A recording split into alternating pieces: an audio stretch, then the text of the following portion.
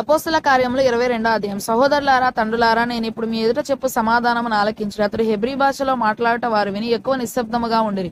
అప్పుడు అతడు ఇలాగూ చెప్పసాగి, నేను కిలికియలోని తార్సులో పుట్టిన యూదుడను. అయితే ఈ పట్టణంలో గమలీయేలు పాదముల యొద్ద పెరిగి మన పితరుల ధర్మశాస్త్ర సంబంధముకు నిష్ఠయందు శిక్షితుడనై మీరందరూ నేడు ఉన్న ప్రకారము దేవుని గూర్చి ఆసక్తుడనై ఉండి ఈ మార్గంలో ఉన్న పురుషులను స్త్రీలను బంధించి చెరసాలలో వేయించుచు మరణం వరకు హింసించితిని. ఇందును గూర్చి ప్రధాన యాజకుడును పెద్దలందరూ నాకు సాక్షులై ఉన్నారు. నేను వారి వలన సహోదరుల యొద్దకు పత్రికలు తీసుకుని దమస్కులోని వారిని కూడా బంధించి దండించుటకు యెరూషలేమునకు తేవాలని అక్కడికి వెళ్ళితిని. నేను ప్రయాణము చేయుచు దమస్కునకు సమీపించినప్పుడు మధ్యాహ్న కాలమందు ఆకాశం నుండి గొప్ప వెలుగు అకస్మాత్తుగా నా చుట్టూ ప్రకాశించను. నేను నేల మీద పడి, సౌలా సౌలా, నీవెందుకు నన్ను హింసించుచున్నావని నాతో ఒక స్వరం పలుకుట వింటిని.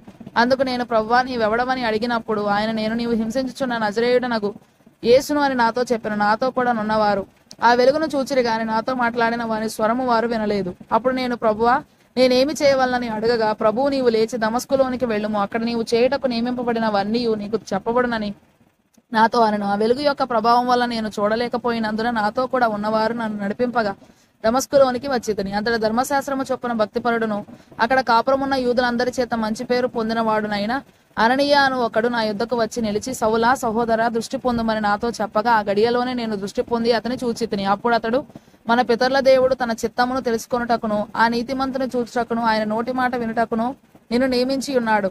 నీవు కన్నవాటిని గూర్చియు విన్నవాటిని గూర్చియు సకల మనుషుల ఎదుట ఆయనకు సాక్షివై ఉందువు. గనుక నీవు తడవు చేయుట ఎందుకు? లేచి ఆయన నామమును బట్టి ప్రార్థన చేసి బాప్తిస్మం పొంది నీ పాపములను కడిగి వేసుకోనమని చెప్పెను. అంతటా నేను యెరూషలేమునకు తిరిగి వచ్చి దేవాలయంలో ప్రార్థన చేయుచుండగా పరవశుడనై ప్రభువును చూచితిని. అప్పుడు ఆయన, నీవు త్వరపడి యెరూషలేము విడిచి శీఘ్రముగా వెళ్ళుము. నన్ను గూర్చి నీవిచ్చు సాక్ష్యము వారు అంగీకరింపరని నాతో చెప్పాను. అందుకు నేను, ప్రభువా, ప్రతి సమాజ మందిరములోను నీ యందు విశ్వాసం ఉంచు వారు నేను చెరసాలలో వేయిచు కొట్టుచునుంటినని వారికి బావుగా తెలియను.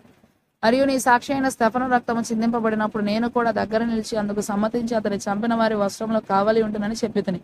అందుకు ఆయన, వెళ్ళుము, నేను దూరముగా అన్ని జనుల యొద్దకు నిన్ను పంపుదునని నాతో చెప్పెను. ఈ మాట వరకు అతడు చెప్పినది వారు ఆలకించుచుండిరి. అప్పుడు ఇటువంటి వాడు బ్రతుక తగడు, భూమి మీద ఉండకుండా వారిని చంపవేయడానికి కేకలు వేసిరి. వారు కేకలు వేయచు తమపై బట్టలు విదుల్చుకొని ఆకాశము తట్టు దుమ్మెత్తి పోయిచుండగా వారు అతనికి విరోధముగా ఇలా కేకలు వేసిన హేతువేమో తెలుసుకొనుటకై సహస్రాధిపతి కొరడాలతో అతడిని కొట్టి విమర్శింపవలనని చెప్పి కోటలోనికి తీసుకొని పొండని ఆజ్ఞాపించను. వారు పౌలును వారులతో కట్టుచున్నప్పుడు అతడు తన దగ్గర నిలిచి ఉన్న శతాధిపతిని చూచి, శిక్ష విధింపకయ్యే రోమీయుడైన మనుషుని కొరడాలతో కొట్టుటకు మీకు అధికారం ఉన్నదా అని అడిగాను. శతాధిపతి ఆ మాట విని సహస్రాధిపతి యొద్దకు వచ్చి, నీవేమి చేయబోచున్నావు? ఈ మనుషుడు రోమీయుడు సుమి అనెను. అప్పుడు సహస్రాధిపతి వచ్చి అతనిని చూచి, నీవు రోమీయుడవా? అది నాతో చెప్పమనగా అతడు అవునని చెప్పాను. సహస్రాధిపతి, నేను బహు ద్రవ్యమిచ్చి ఈ పౌరత్వము సంపాదించుకుంటున్నానెను.